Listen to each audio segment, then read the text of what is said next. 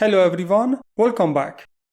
As you know, loops are control structures that enable us to execute a block of code repeatedly until a certain condition is met.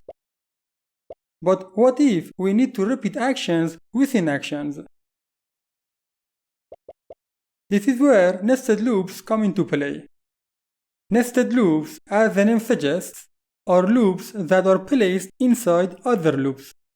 They are a powerful tool in programming that allows us to solve complex problems by combining multiple levels of repetition. By using nested loops, we can create a triangle, rectangle, or any other intricate shape made up of stars.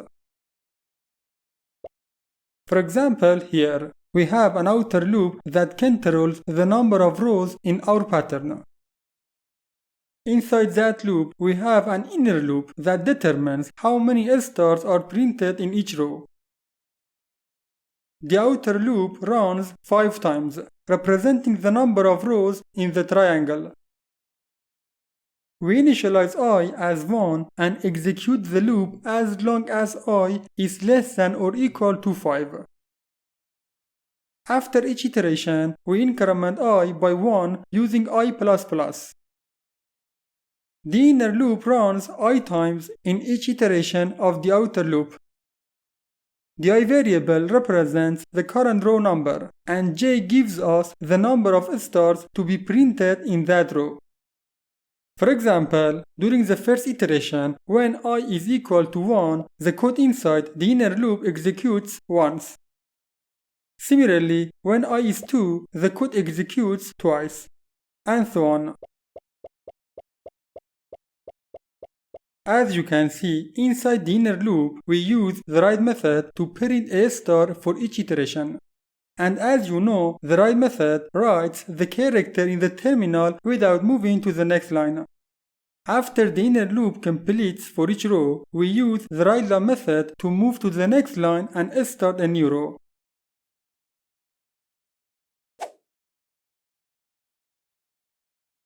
By running this code, we'll see a triangle pattern made up of stars printed in the terminal. Alright, let's dive into VS Code and see the nested loop statement in action. Okay, let's utilize a for loop to generate and display the multiplication table in the terminal. To achieve this, we can use a for loop that iterates from 1 to 10.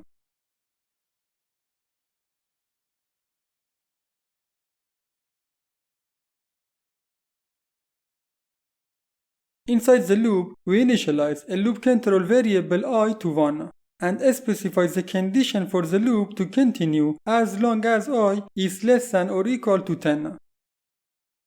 With each iteration for the loop, I will increase by 1, enabling us to cover the numbers from 1 to 10. Now, during each loop iteration, we should calculate the multiplication of 1 and the current value of I. Then, let's display the multiplication result.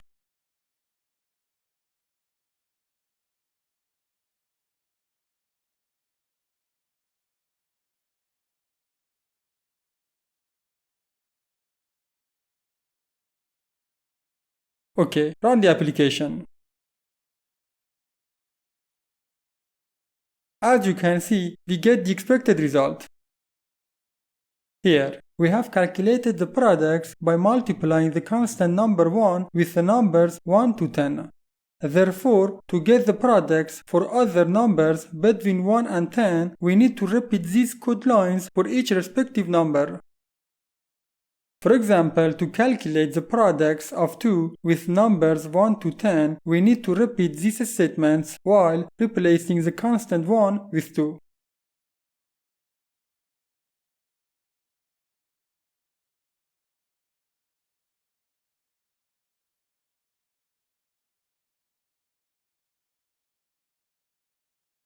Let's run the application again and see the result.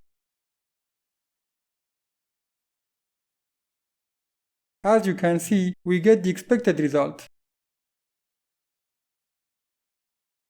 To ensure clarity and separation between the products of different numbers, we can insert a write-line method between each for loop.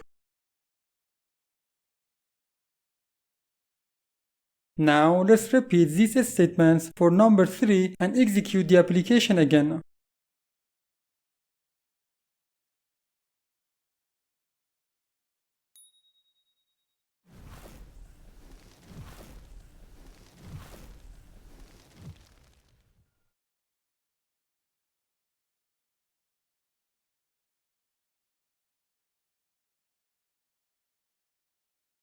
As you can see, the products of 1, 2 and 3 are displayed and each one is separated from another. Okay, to display the complete multiplication table, we need to repeat these statements 10 times. In situations like this, when we need to execute a statement or a group of statements multiple times, loops are used. Therefore, the more efficient approach is to utilize a for loop to repeat these statements automatically.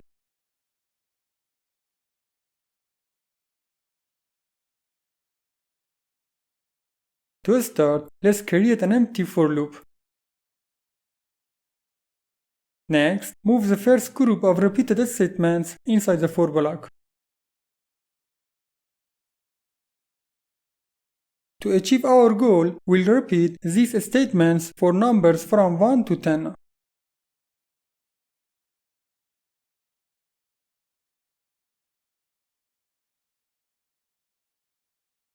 Then, we need to replace the constant number 1 with the variable name, which is j.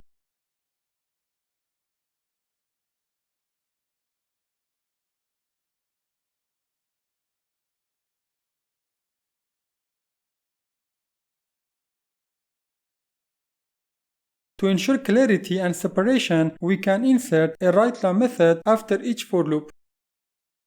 Now, let's run the application.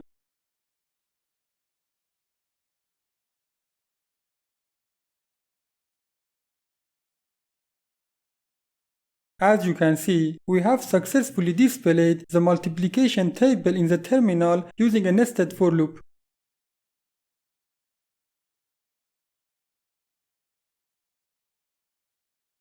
Alright, the outer loop iterates from 1 to 10, incrementing the variable j by 1 after each iteration.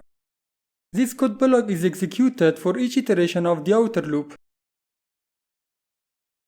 The inner loop also counts from 1 to 10, increasing the variable I by 1 after each iteration. This block of code is executed for each iteration of the inner loop. After the inner loop completes all its iterations, the outer loop control variable j is incremented by 1. This pattern continues until the outer loop condition becomes false. Note that we have the flexibility to use another loop inside each of the C# loops based on our needs. However, in this case, we have chosen to stick with the for loop. Okay, done. See you soon with another lecture.